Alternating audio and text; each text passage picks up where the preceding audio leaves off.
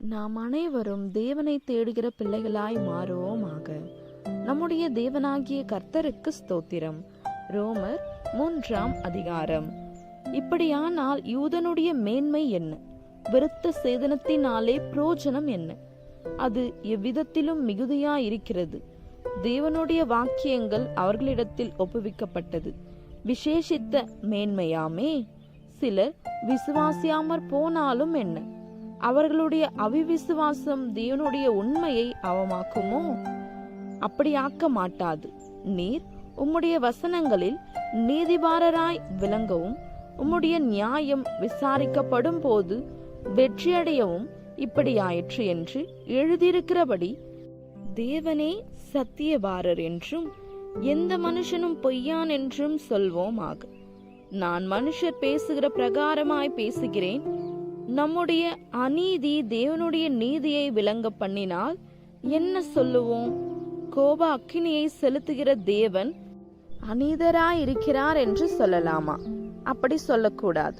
சொல்லக்கூடுமானால் தேவன் உலகத்தை நியாயம் தீர்ப்பது எப்படி? அன்றியும் என் பொய்யினாலே தேவனுடைய சத்தியம் அவருக்கு மகிமை உண்டாக விளங்கினது உண்டானால் இனி நான் பாவி என்று தீர்க்கப்படுவானேன்? நன்மை வரும்படிக்கு தீமை செய்வோமாக என்றும் சொல்லலாம் அல்லவா? நாங்கள் அப்படி போதிக்கிறவர்கள் என்றும் சிலர் எங்களை தூஷித்து சொல்லுகிறார்களே, அப்படி போதிக்கிறவர்கள் மேல் வரும் ஆக்கினை நீதியா இருக்கும். ஆனாலும் என்ன, அவர்களை பார்க்கிலும் நாங்கள் விசேஷித்தவர்களா? எவ்வளவேனும் விசேஷித்தவர்கள் அல்ல. யூதர் கிரேக்கர் யாவரும் பாவத்திற்குட்பட்டவர்கள் என்பதை முன்பு திருஷ்டாங்கப்படுத்தினோமே. அந்தபடியே நீதிமான் ஒருவனாகிலும் இல்லை, உணர்வுள்ளவன் இல்லை, தேவனை தேடுகிறவன் இல்லை. எல்லாரும் வழி தப்பி ஏகமாய் கெட்டு போனார்கள். நன்மை செய்கிறவன் இல்லை, ஒருவனாகிலும் இல்லை. அவர்கள் தொண்டை திறக்கப்பட்ட பிரேத குழி, தங்கள் நாவுகளால் வஞ்சனை செய்கிறார்கள். அவர்களுடைய உதடுகளின் கீழே பாம்பின் விஷம் இருக்கிறது. அவர்கள் வாய் சபிப்பினாலும் கசப்பினாலும் நிறைந்திருக்கிறது. அவர்கள் கால்கள் இரத்தம் சிந்துகிறதற்கு தீர்விக்கிறது. நாசமும் நிர்பந்தமும் அவர்கள் வழிகளில் இருக்கிறது. சமாதான வழியை அவர்கள் அறியாதிருக்கிறார்கள். அவர்கள் கண்களுக்கு முன்பாக தெய்வ பயம் இல்லை என்று எழுதியிருக்கிறதே. மேலும் வாய்கள் யாவும் அடைக்கப்படும்படிக்கும் உலகத்தார் யாவரும் தேவனுடைய ஆக்கினை தீர்ப்புக்கு ஏதுவானவர்கள் ஆகும் படிக்கும் நியாயப்பிரமாணம் சொல்லுகிறதெல்லாம் நியாயப்பிரமாணத்துக்கு உட்பட்டிருக்கிறவர்களுக்கே சொல்கிறதென்று அறிந்திருக்கிறோம்.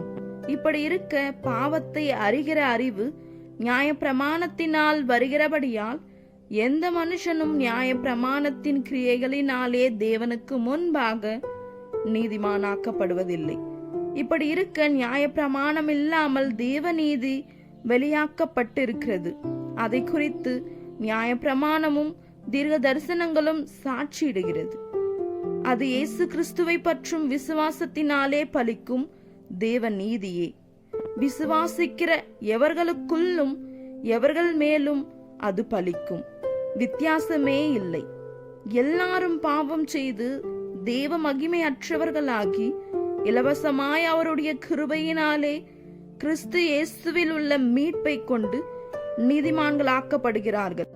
தேவன் பொறுமையாயிருந்த முதற்காலத்தில் நடந்த பாவங்களை தாம் பொறுத்து கொண்டதை குறித்து தம்முடைய நீதியை காண்பிக்கும் பொருட்டாகவும் தாம் நீதி உள்ளவரும் இயேசுவினிடத்தில் விசுவாசமாய் இருக்கிறவனை நீதிமான் ஆக்குகிறவருமாய் விளங்கும்படி இக்காலத்திலே தமது நீதியை காண்பிக்கும் பொருட்டாகவும் கிறிஸ்து இயேசுவினுடைய இரத்தத்தை பற்றும் விசுவாசத்தினாலே பலிக்கும் கிருபாதார பலியாக அவரையே ஏற்படுத்தினார்.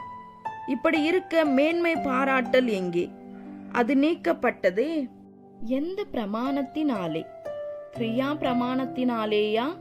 அல்ல, விசுவாச பிரமாணத்தினாலேயே.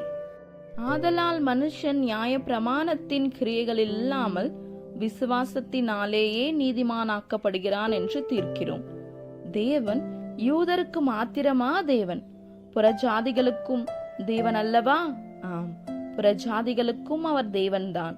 விருத்த சேதனம் உள்ளவர்களை விசுவாசத்தினாலும் விருத்த சேதனம் இல்லாதவர்களை விசுவாசத்தின் மூலமாயும் நீதிமான்களாக்குகிற தேவன் ஒருவரே.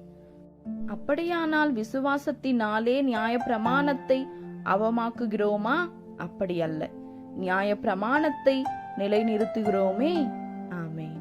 இந்த வசனங்களை கேட்டுக்கொண்டிருந்த உங்கள் அனைவரையும் நம்முடைய தேவனாகிய கர்த்தர் ஆசீர்வதிப்பாராக. ஆமென்.